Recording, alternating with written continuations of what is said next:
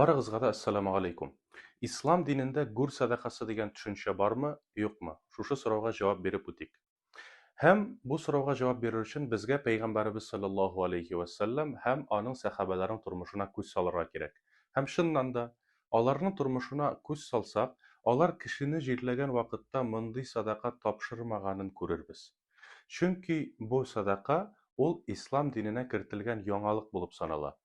Пәйгамбәр саллаллаһу алейхи ва саллям, сахабалар, тәбигиннәр һәм аннан соң яшәгән бик күп мөселманнарның тормышында мондый садака бөтенләй дә булмаган һәм алар бу садака турында бөтенләй бер нәрсә дә белмәгәннәр.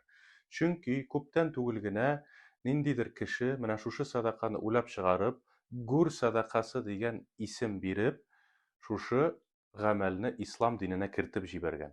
Димәк, яңалык керткән. Шуңа күрә дә бу гамәл дә яңалык булып санала.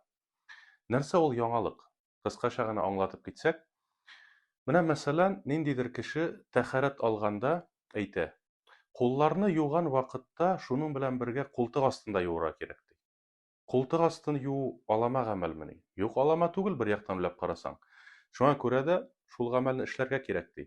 Һәм бу сүзне кемдер ишетеп ала да, кемнең гыйлеме юк, кем динне белми, һәм шушы гамәлне кыла башлый. Икенчесе күрә, өченчесе күрә, дүртенчесе, һәм менә шушы гамәл халык арасында таралып китә.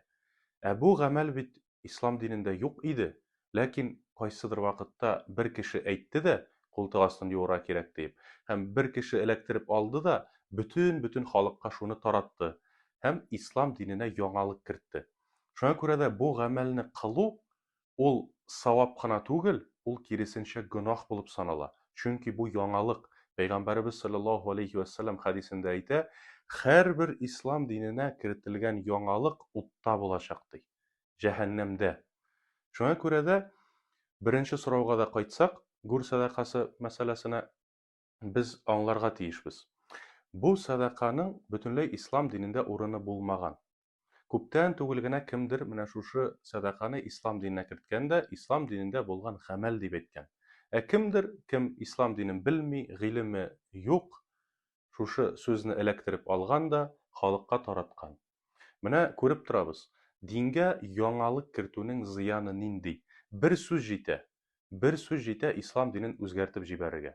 Шуңа күрә дә, хөрмәтле җәмәгать, без менә шушындый гамәлләрдән сак булырга тиешбез.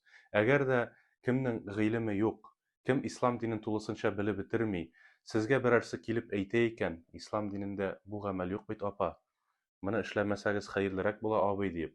Шуңа күрә дә сезгә әгәр дә ниндидер киңәш әйтәләр икән, ислам динен өйрәтәләр икән, алар белән бер үк бәхәсләшмәгез, ачуланырга ашыкмагыз. Чөнки ул кеше сезнең өчен яхшылык теләп әйтә аны.